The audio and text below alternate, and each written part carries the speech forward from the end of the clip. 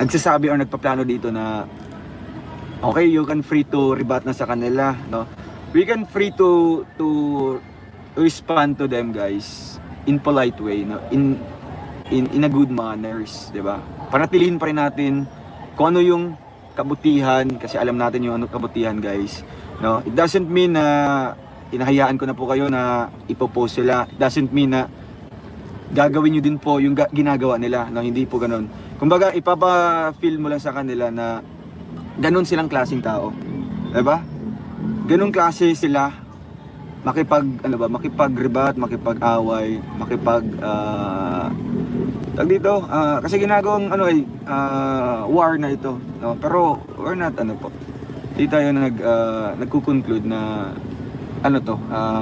war ito, kasi wala namang gulo dito sa grupo natin, no? Unless they start the war. Yeah. Hindi naman kami tantong paupo-upo lang, guys. Na we're just waiting na may maapektuhan sa amin, may maano sa amin. So, hinahayaan natin sila kung they're making first move na negative gagawin sa atin. So, syempre, we're defending someone or we're defending the group para hindi masira po, no? Yung pinaghirapan po ng Chrom family. Ayun. Diba? Tama doon, kailangan na minsan sagutin in a good way. Yes, in a good way, no? Wag pa rin po nating kalimutan yung true identity natin. Porket ganyan yung ugali nila, i-change natin yung ugali natin to become mas better pa sa kanila, no?